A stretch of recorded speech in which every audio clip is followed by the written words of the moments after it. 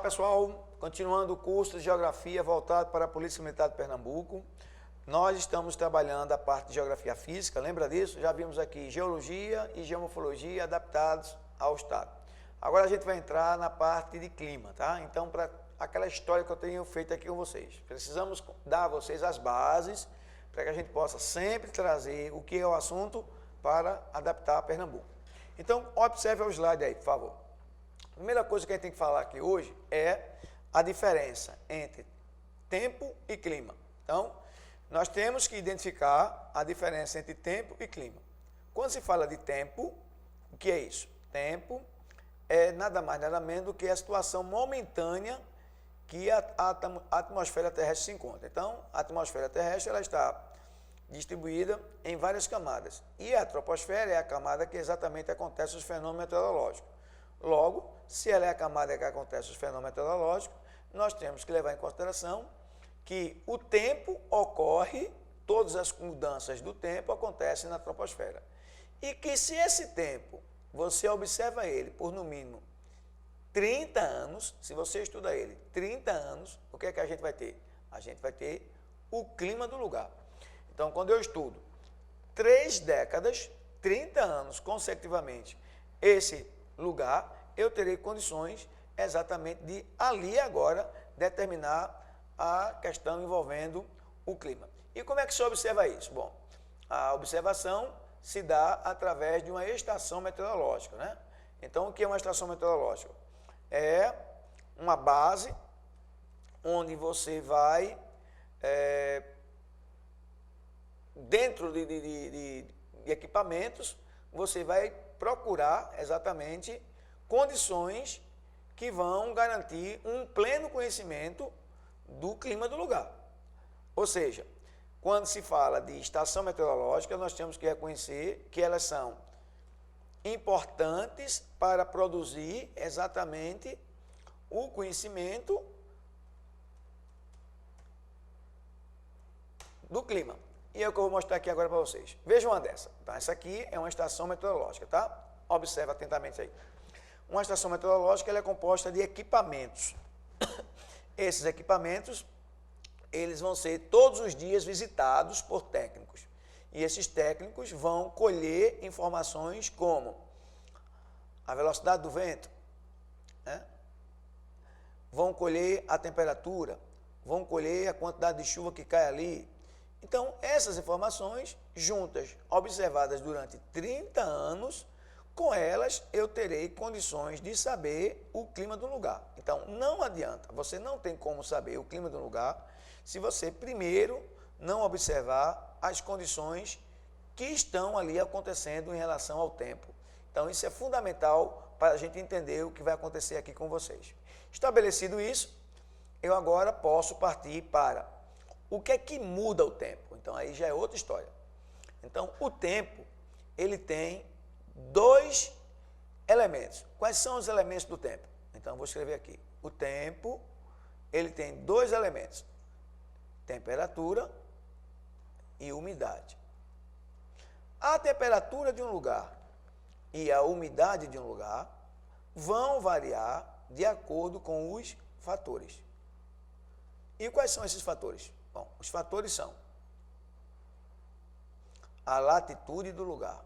Então, um lugar que está mais próximo da linha do Equador, esse lugar terá, com certeza, uma temperatura maior. Então, se você estiver próximo da linha do Equador, a incidência dos raios solares sobre esse lugar será perpendicular à superfície dele. Então, quanto mais afastado você se encontra em relação à linha do Equador, evidentemente, mais, linha do Equador. Quanto mais afastado você estiver em relação à linha do Equador, você estará em temperatura menor. Mais próximo do Equador, temperatura maior. E é claro que Pernambuco é um estado localizado numa área próxima do Equador. E aí a gente volta lá e confere. É verdade afirmar que a latitude de Pernambuco é baixa. Se a latitude de Pernambuco é baixa, logo Pernambuco vai estar com temperaturas elevadas. Então, não esqueça disso. A latitude é um dos fatores que determina se esse lugar vai ter temperatura alta ou baixa. E a regra é essa. Quanto maior a latitude de um lugar, menor a temperatura dele. Ou seja, quanto mais esse lugar estiver afastado em relação à linha do Equador, esse lugar vai estar com temperatura menor. Quem é que tem temperatura menor? O estado do Rio Grande do Sul ou Pernambuco? Claro que o Rio Grande do Sul, por conta da sua latitude ser maior.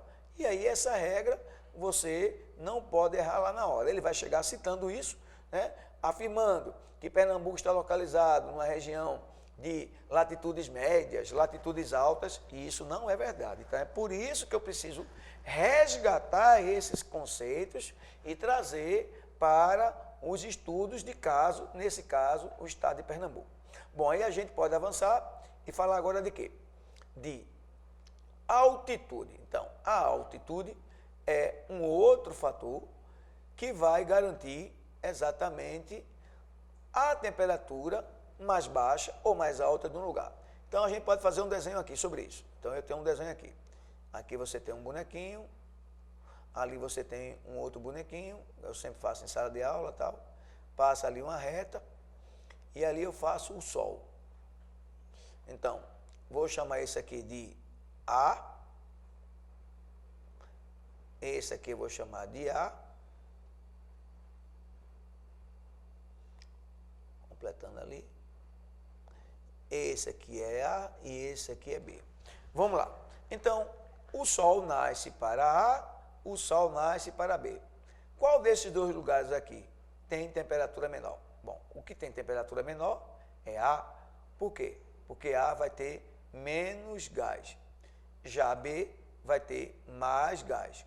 Como B tem mais gás, quando a luz solar aquece B e aquece A, não vai aquecer o que não existe em A, já que lá a altitude não garante tanto ar. Como aqui tem mais gás, ele vai ser mais aquecido e, é lógico, ele vai ter mais calor guardado, armazenado.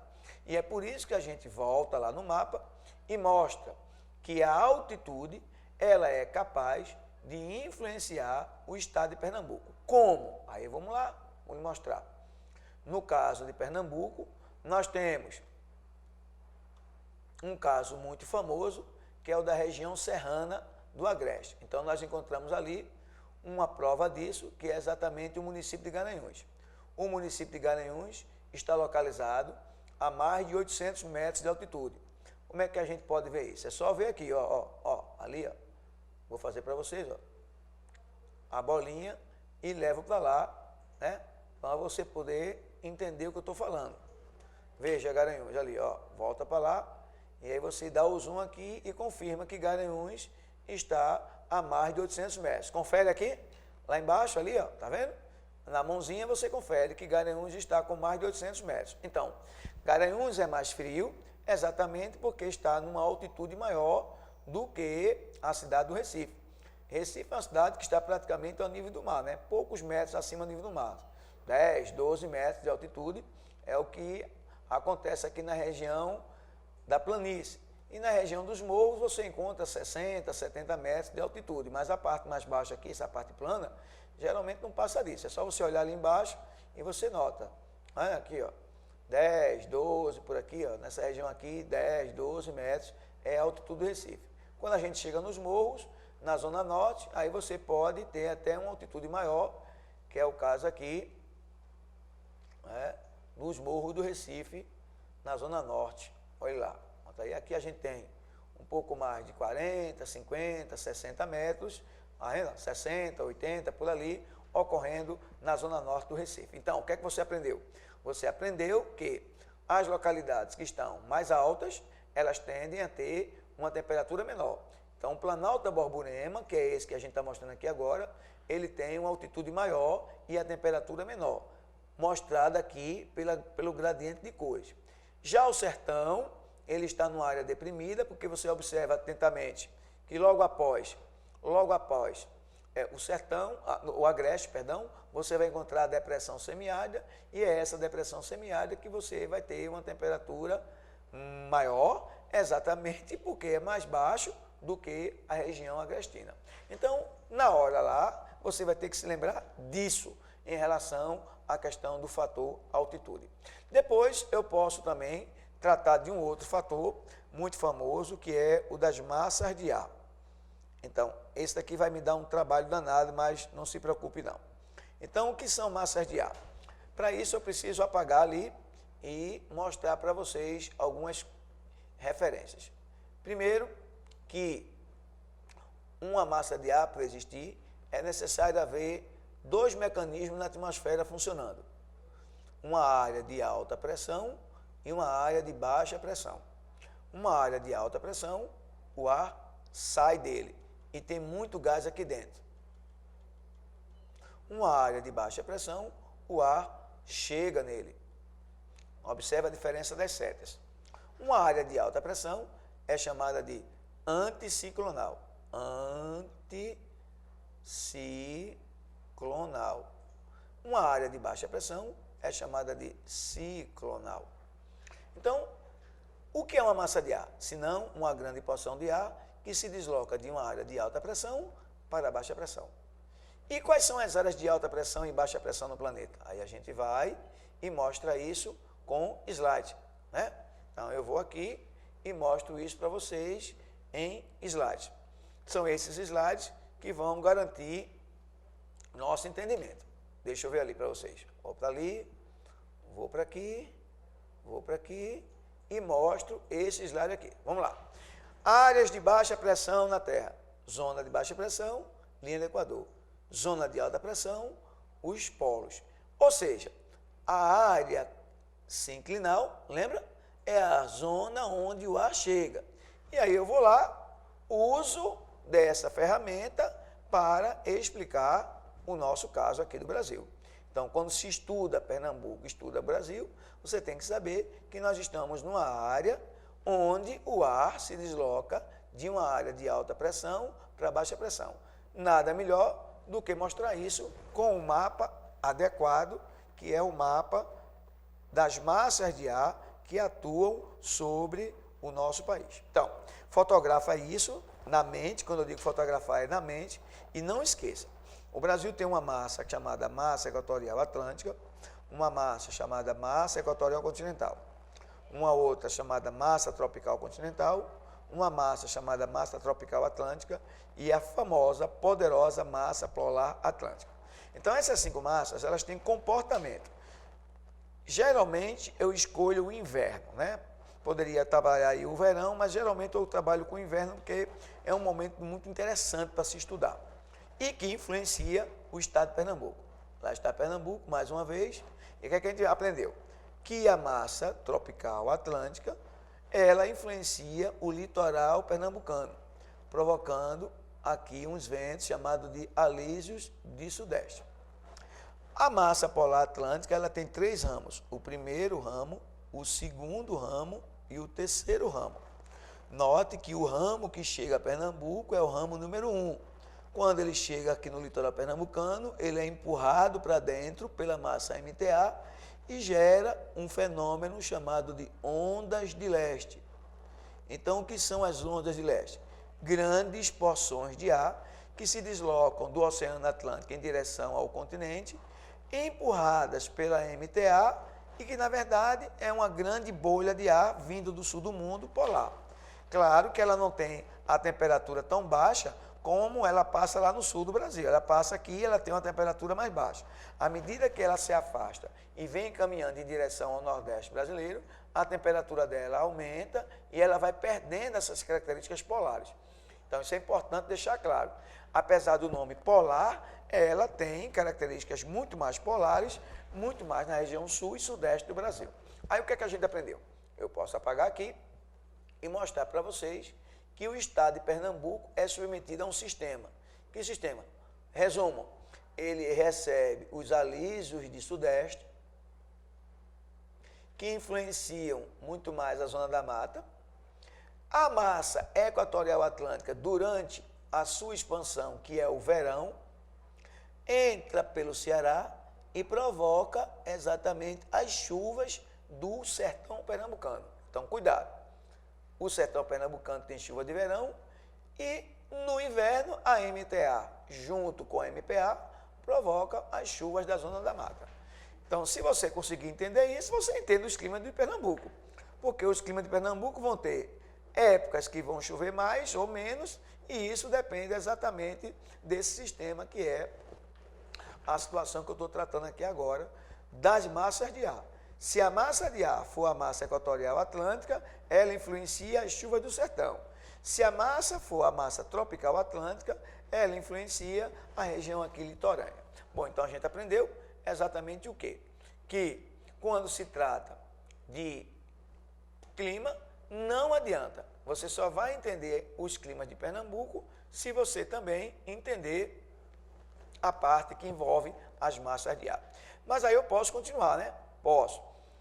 E aí eu volto para aquele outro quadro branco onde eu expliquei que nós temos uma área anticiclonal e uma área ciclonal. A linha do Equador, de onde nós estamos próximos, é ciclonal. Logo, o ar chega aqui. Quais são essas massas? Lembra? Nós temos a massa equatorial que chega pelo sertão, a massa tropical e a massa polar empurrada para dentro, formando as tais chuvas frontais e com o nome também conhecido como ondas de leste. Depois que a gente sabe da latitude e da altitude da massa de ar, vamos falar de correntes marinhas. Então, é verdade afirmar que as correntes marinhas, elas também são importantes na função do clima. Então, eu posso mostrar isso através do mapa.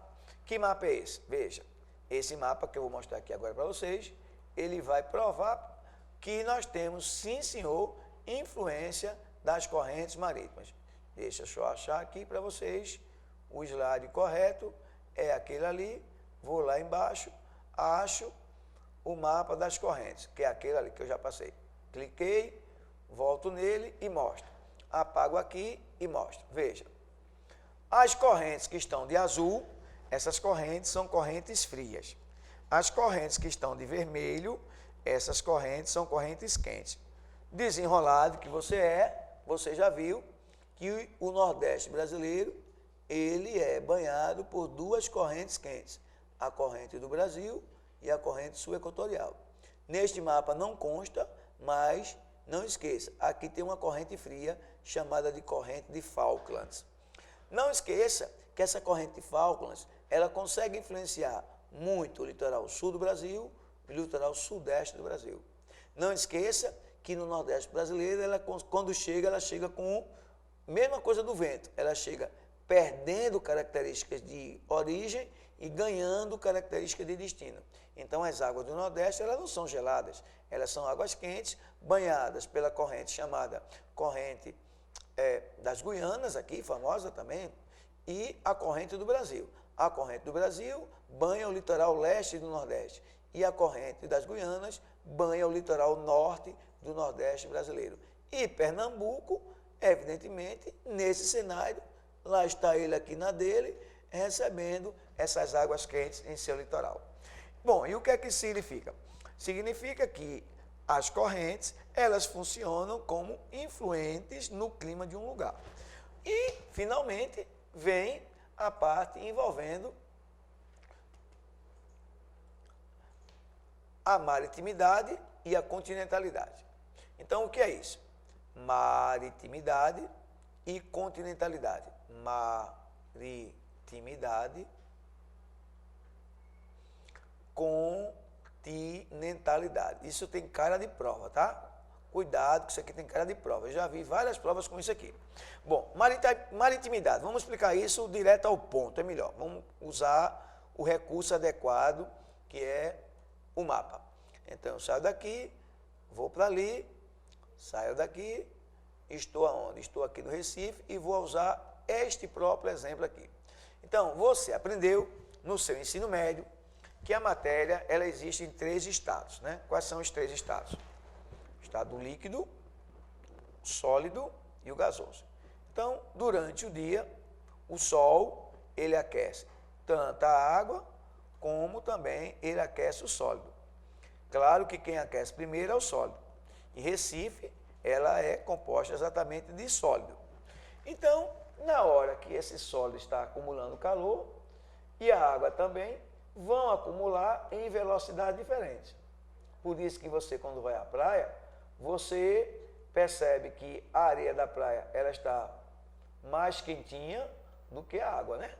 Ela aquece primeiro. Você vai à praia aqui em Boa Viagem e chegando aqui em Boa Viagem você vai tomar um belíssimo banho e vai ver que a água ela está um pouquinho mais gelada do que a areia. Isso é uma característica chamada de calor específico.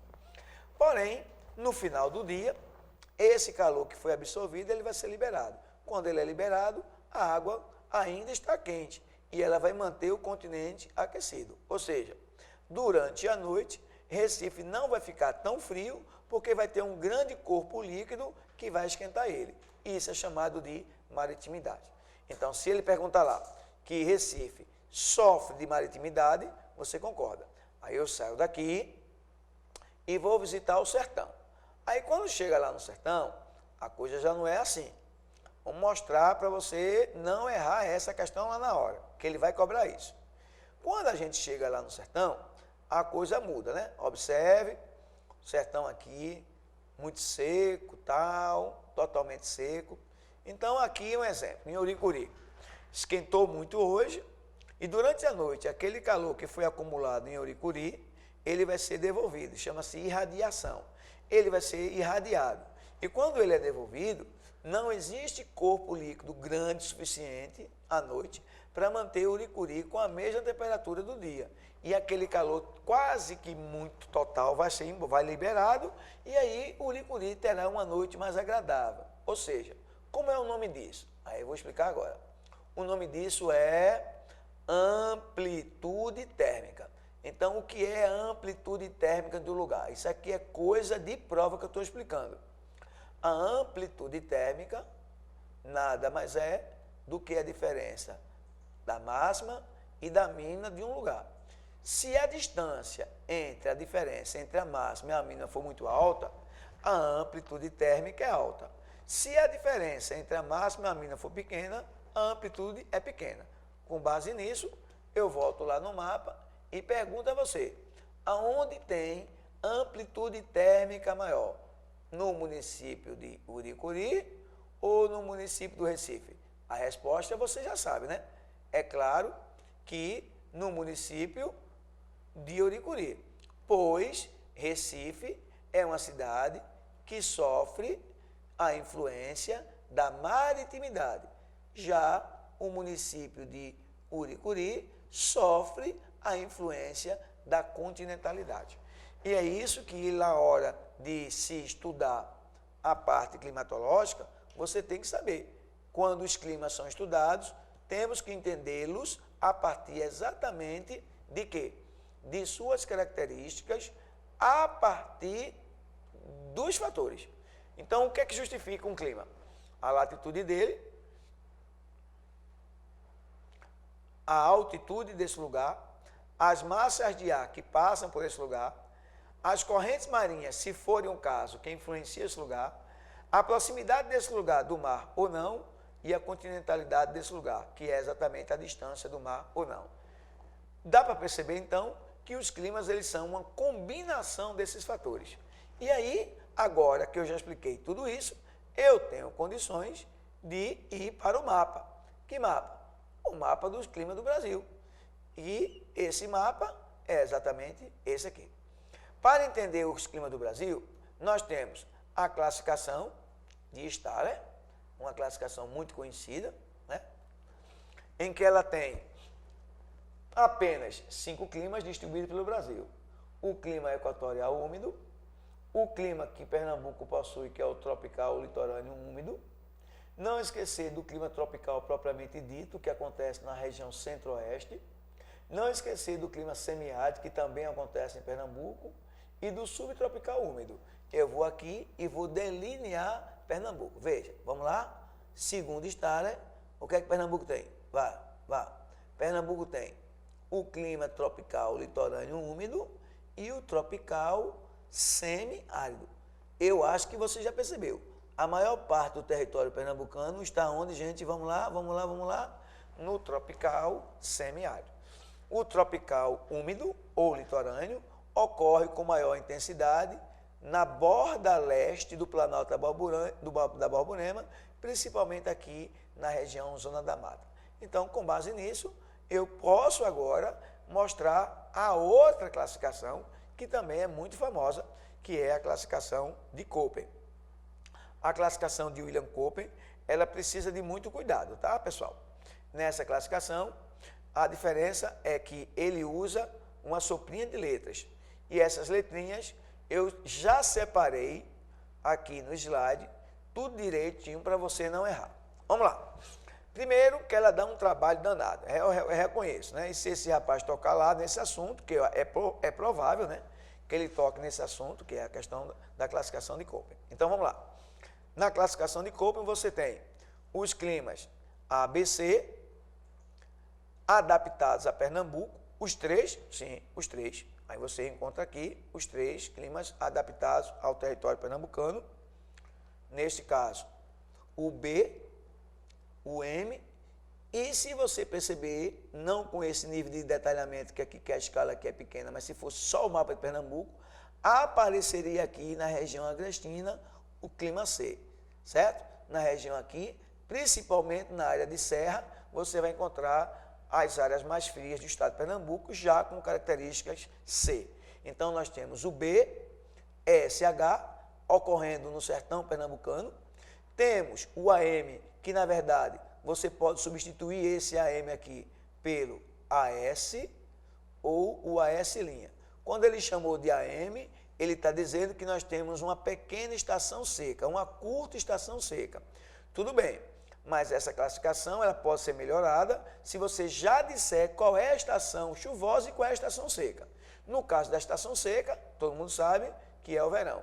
E no caso da estação chuvosa, todo mundo sabe que é o inverno. Ou seja, essa faixa litorânea aqui de Pernambuco, ela tem chuvas de inverno que vão ser reconhecidas pelas letras AS ou pela letra AS'. AS', ele está dizendo que as chuvas são de outono e inverno. E se ele disser que é uma chuva só de S, ele está dizendo que as chuvas são só de inverno. As duas são aceitas. Então, o que é que a gente aprendeu? Que a classificação de Köppen, adaptada ao estado de Pernambuco, tem as letras A, C na região agrestina e B também na questão envolvendo o semiárido. O C acontece nas áreas de serra e o BSH, o mandão aqui, em grande parte de Pernambuco, principalmente no sertão e parte do agreste seco. E é isso que você tem que saber. As classificações climáticas, portanto, elas precisam ser entendidas por você e não esqueça os fatores, né, porque ele vai misturar tudo isso com vocês, quais são os fatores que determinam esses tipos climáticos aqui no nosso estado. Tá bom, pessoal? E a gente se encontra mais na frente.